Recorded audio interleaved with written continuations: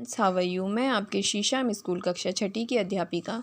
आज हम आरंभ हिंदी पाठमाला में पाठ नंबर 8 का सेकंड पार्ट पढ़ेंगे। कल हमने पहला पार्ट पढ़ा था कि उसकी मौसी खाला जान क्या करती हैं, पंचायत बुलाती हैं। नेक्स्ट है, जुम्मन को पूरा विश्वास था कि अब बाजी मेरी है, अलगू यह सब दिखावे की बातें कर रहा है। शांतचित्त होकर बोले, पंच 3 साल हुए खाला जान ने अपनी जायदाद मेरे नाम कर दी थी। मैंने उन्हें उम्र भर के लिए खाना कपड़ा देना कबूल किया था। खुदा गवाह है, आज तक मैंने खाला जान को कोई तकलीफ़ नहीं दी।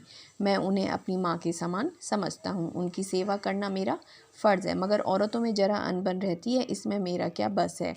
खाला जान मुझसे माहवार खर्च मांगती हैं, मतलब महीने का खर्च मांगती हैं। जायदाद जितनी है वह पंचों से छिपी नहीं है। उससे इतना लाभ नहीं होता कि मैं माहवार खर्च दे सकूं। बस मुझे यही कहना है, अब पंच जो फैसला चाहें करें। अलगू चौधरी को हमेशा कचहरी से काम पड़ता था, अतः वह पूरा कानूनी आदमी था। उसने जुम्मन से जिरह शुरू की। जुम्मन चकित था कि अलगू को क्या हो गया है। अभी यह अलगू मेरे साथ बैठा हुआ कैसी कैसी बातें कर रहा था। इतनी ही देर में इससे ऐसी क्या काया पलट हो गई। क्या इतने दिनों की दोस्ती कुछ भी काम नहीं आई। वो क्या था, अलगू उसका दोस्त था।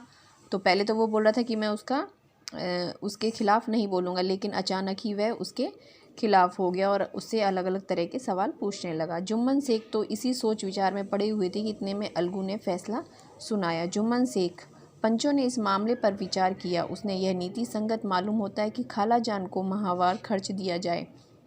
हमारा विचार है कि खाला की जायदाद से जितना लाभ अवश्य होता है माहवार खर्च किया जा सके। बस यही हमारा फैसला है। अगर जुम्मन को खर्च देना मंजूर ना हो तो ज़मीन का लेन देन रद्द समझा जाएगा। वह कहते हैं अगर जुम्मन तैयार है खाला जान को महीने का खर्च देने के लिए, अगर ये महीने का खर्च नहीं देगा तो इसकी ज़मीन छीन के हम दोबारा खाला जान को दे देंगे। यह फैसला सुनते ही जुम्मन शेख सन्नाटे में आ गए। जिस पर पूरा भरोसा था उसने समय पड़ने पर धोखा दिया। वह सोचा, अलगू तो मेरा दोस्त था, लेकिन इसने मुझे धोखा दे दिया। मगर रामधन मिश्र और अन्य पंच अलगू चौधरी की इस न्याय भावना की प्रशंसा भी जी खोलकर कर रहे थे। वे कहते हैं कि इसका नाम पंचायत है, दूध का दूध और पानी का पानी कर दिया। दोस्ती दोस्ती की जगह है, किंतु धर्म का पालन करना मुख्य आधार है। इसमें बताया कि दोस्ती अपनी जगह पर है, लेकिन धर्म का कोई न्याय हो तो वो अपनी जगह पर है। इस फैसले से अलगू और जुम्मन की दोस्ती की जड़ हिला दी। अब वे साथ साथ बातें करते नहीं दिखाई देते। इस घटना के कुछ समय बाद जुम्मन को भी बदला लेने का अवसर जल्दी ही मिल गया। पिछले साल अलगू चौधरी बैलों की एक बहुत अच्छी जोड़ी खरीद कर लाए थे। 1 महीने के बाद ही इस जोड़ी का एक बैल मर गया था। जुम्मन ने दोस्तों से कहा, यह दगाबाजी की सजा है। अलगू को संदेह हुआ कि जुम्मन ने बैल को विष खिलाकर दिया है। चौधराइन और जुम्मन की पत्नी करीमन से इस विषय पर एक दिन खूब वाद विवाद हुआ, लेकिन दोनों ने अपनी पत्नियों को डांट डपट कर समझा दिया। मतलब क्या था कि एक बैल लेके आए थे, वो एक बैल उसमें से मर गया था, तो उसने सोचा कि उसने उसको जहर दे दिया है। तो उन दोनों में एक लड़ाई भी इस बात पर खूब हुई थी। अब अकेला बैल किस काम का। अलगू ने सोचा कि इसे बेच डालना चाहिए। गांव में एक समझू साहू थे। वे इक्का गाड़ी हाँकते थे। गांव से गुड़ घी लादकर मंडी ले जाते थे। मंडी की तेल नमक भर लाते थे और गांव में बेचते थे। इस बैल पर उनका मन आ गया। बैल देखा, गाड़ी भी दौड़ाया, मोल तोल किया और उसे लाकर दरवाजे पर बांध दिया। 1 महीने में दाम चुकाने का वादा ठहरा। चौधरी को भी गरज थी कि 2 घाटे की परवाह ना की। समझू साहू ने नया बैल पाया तो लगे उसे रगड़ने। वह दिन में 3 4 खेपे करने लगे।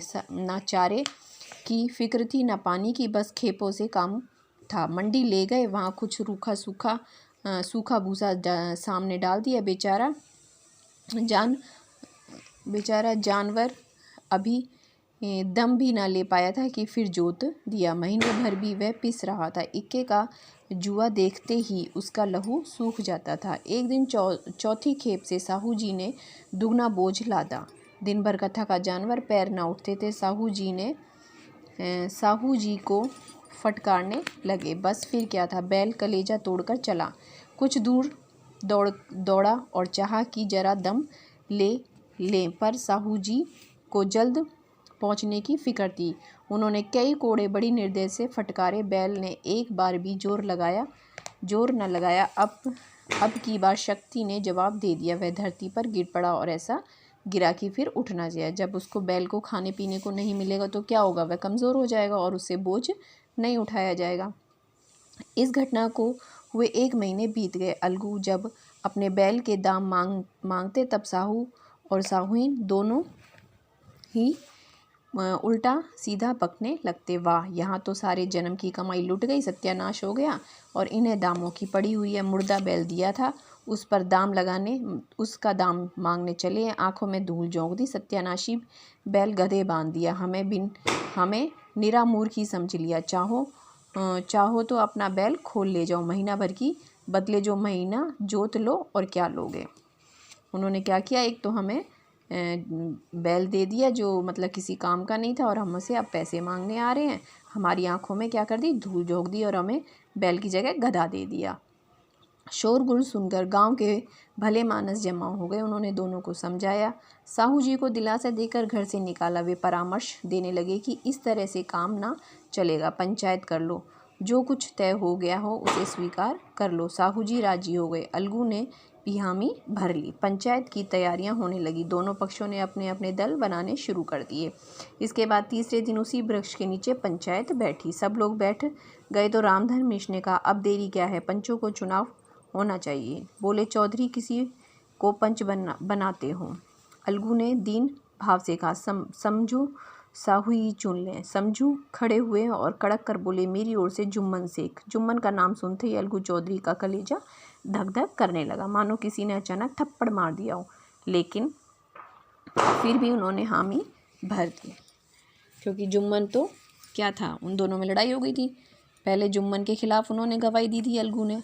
जुम्मन पंच बने। जुम्मन शेख के मन में सरपंच के ऊंचे स्थान पर बैठते ही अपनी जिम्मेदारी का भाव पैदा हुआ। उन्होंने सोचा, मैं इस वक्त न्याय और धर्म के सर्वोच्च आसन पर बैठा हूँ, मुझे सत्य में जो भर भी टलना उचित नहीं।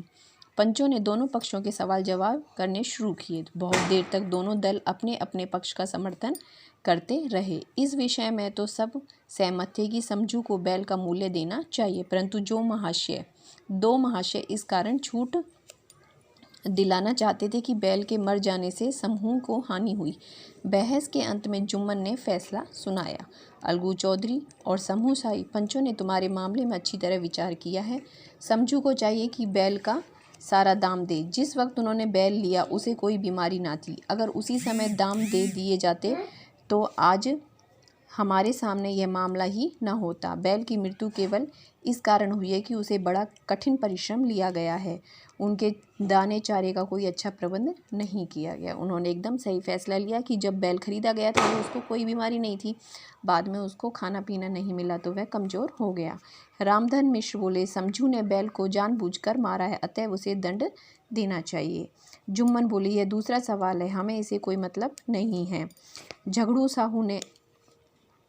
साहू ने कहा, समझू को दाम में कुछ छूट दिलाई जानी चाहिए। जुम्मन बोले, यह अलगू चौधरी की इच्छा पर निर्भर है। अलगू चौधरी फूले न समाये उठ खड़े हुए और जोर जोर से बोले, पंच परमेश्वर की जय।